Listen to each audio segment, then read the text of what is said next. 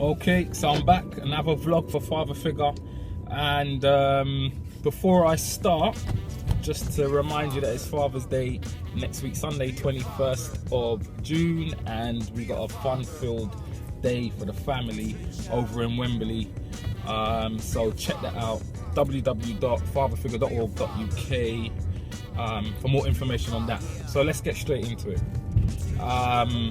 Another video has surfaced on social media, and you know that I like to comment on some of these videos that we often see in the masses. So I'm gonna talk about a video which has been going around on social media, and as if by magic I'm gonna get you see that video now, and then we'll speak about that after. Miserable life, no friends, no family, like that. Carry on. See where this path takes you. I don't fucking care, do I? I said I don't fucking care. You dead fucking cunt. Excuse me? Michael, how dare you say that to your auntie? She's not my fucking auntie. No, it's my family. Okay? I'm fucking have a family. So you Why got not my fucking family? Why not a fucking family to me? I have anyone else. Fucking idiot. Your friend, I'm not your from friend. fucking Africa. I don't have Africa in me. Fuck off. I'm from fucking Birmingham. So fuck off about this African shit. You Fuck always off. African. You I got don't my fucking blood running African. in your vein. I don't fucking care about African. Okay, You that's fucking it. African. Fucking Taliban. Pathetic boy. Okay, fucking Ebola. You fucking cunt. Ebola, yes, I will get my Ebola. You are African. You will never be white. Don't flaunt flaunt your ignorance, Michael. You know nothing about Ebola. Don't flaunt your ignorance. I know more than you, so shut the fuck up. Imitadi kujika shenyu, you're wasting our time with this nonsense. Shut the fuck up.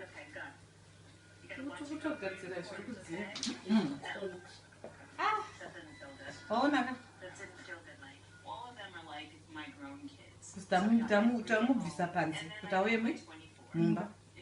Why? I said I'm gonna fucking go back. Pemba pake. I'm playing fucking outside. If I said I'm coming back, I'm coming back. It's 10. I don't care. I'm gonna feel like coming back. Do you see? You work when you feel like working. I come up when I fucking come back. No other person me. I'm 12 years old. I'm gonna fucking do what I want. If I get killed, I get killed. Okay?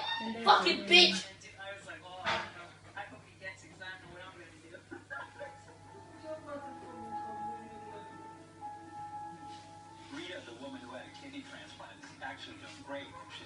So what can I say?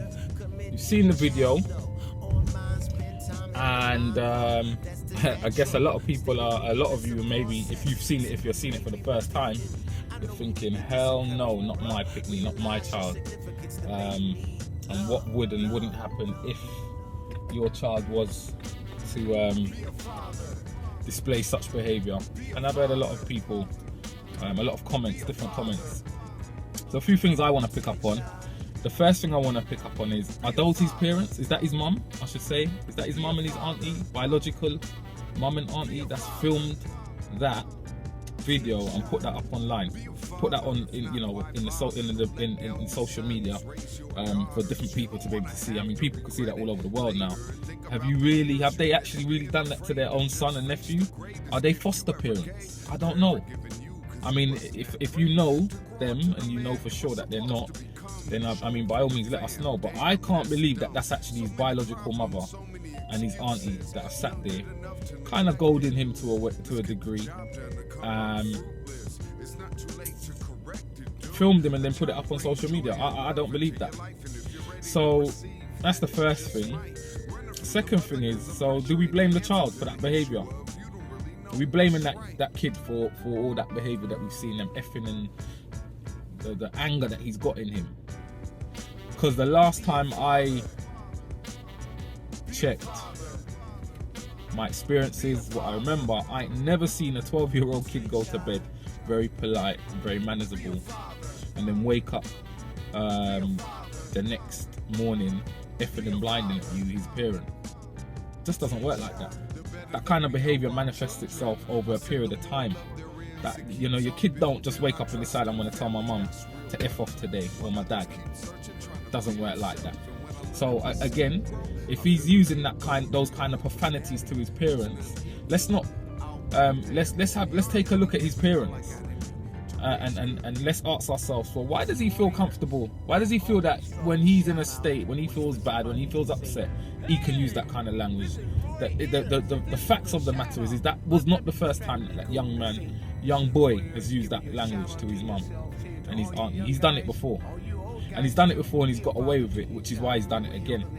And it might have started with a shut up, it might have started with a kiss teat, it might have started with a walking off, but it started somewhere and it's grown and it's manifested into something else. And his parents, the same ones who have posted this, his family or his foster parents, I don't know who these people are the same people that have presided over that behaviour. Whether if they are foster parents and they got him and he was like that, he was, you know, they haven't set some strong enough boundaries for him to feel like he can do that. So, you know, I'm pointing fingers at mother stroke aunt currently in terms of that. So then let's talk about the fact that this young man also makes the comment that you ain't my family. My family is my father. Well, I never see no daddy. I never see no father. Shock, horror, surprise. And I can't believe that this young man's father plays an active role neither. Again, I stand to be corrected. But if you are his dad and you can see this vlog, I don't believe I can't believe you're doing. You're playing an active role. I can't believe he is, because and if he is, then he's surely not a positive influence. And it makes me, you know, want to move on to another point, which is that, you know, as fathers, as men, we mustn't underestimate our roles with our children, especially children if they don't live with us. We have a responsibility, you know. We accept that in different ways. Some of us don't. Some of us think because we pay maintenance that it's good enough. Because we maybe offer a phone call, if that. You know, if you're not a working dad and you can't offer maintenance, then what do you offer? What do you give? What's more important, your money or your time? Something I talk about all the time. Like, this young man is talking to adults in a way that's just wholly inappropriate. And I can't believe that he's got a father who he talks about as being his only family, who is showing him something different to the behavior that he displayed there. I can't believe that. So I'm putting it out there to you if you're watching this and you don't live with your children. Well, what are you giving your children? What do you give them? You buying them a pair of trainers, you paying their lunch money, you're giving their mum some money to help do some shopping. I don't know, but even if you're doing everything, even if you're actually giving all that money and giving all as much money as you can, and you're being very supportive financially, actually, what does that mean? I think it's more important that you spend some valuable time with your children, instilling in them some moral values. The fact that respect is something that is automatic. It's not gained. You can be lost, but it's not gained. You might lose respect for someone as a youngster, but you should never start from a position of saying that, you know, as a big person or adult or anyone has to gain your respect. But are you giving these lessons to your children? So that's for you, the fathers who are watching this and who might have a son or a daughter who you don't actually live with. You've got a job to do. You've still got a job to do, and don't think because you pay that maintenance money that yes, your job. Oh, I give their mum money every week. No, because you see that little brat we just saw in that video, that's your son, or that's potentially your son if you don't play an active role in bringing him up and not just being there for discipline. Because guess what, it doesn't work like that. And mothers as well, don't just call the father of the child when your son's misbehaving and use him as discipline. He needs to have a more complete and involved role with your child. Don't just call him when it's time for discipline, because you're going to get a son or a daughter who's going to resent this man, and they're not going to give him respect anyway, and it's going to escalate to another level. Then we've also, another point is that we've got this young man, young boy, I keep calling him a young man, young boy, sitting there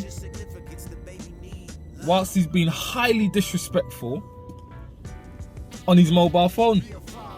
Who pays for that mobile phone? Who pays that bill? Who buys him credit or pays the monthly bill for that phone? That's the same people that he's sitting there and effing and blinding at. So you know that straight away that phone should have been even just take out his hand. But again, I have to point the fingers at the parents, because, or the guardians, whoever these people are in that video, because they're not doing their job properly. So again, you know, we're looking at this video and you're probably criticizing this young boy, how disrespectful he is, but he's a product. That young man is a product of his environment, and he's been enabled. The boy's sitting there in tracksuit and nice trainers. I can't remember, I forget if they were Nike or not, but him look good. He's got on the latest clothes.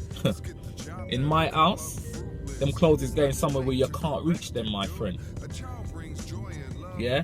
So let's stop blaming young people and blaming them and they need this and they need that. No, what they do need is they need parents who are going to discipline them. Parents who are actually going to hold them to account for their behaviour. So before you make them comments about young people and what they're doing, and consider that this boy, that behaviour never comes from just nowhere. This boy's obviously had some kind of issues which are troubling him. He must go on mad for him to think at 12 years old he can go and come when he please. Something's definitely gone wrong. So let's not blame this little boy and say that he needs this, he needs that. I'm blaming his parents, I'm blaming his guardians, his carers. Alright? Have a blessed day. It's been a lovely day in the sun in London. Don't get them often. We'll see you again soon. Peace out.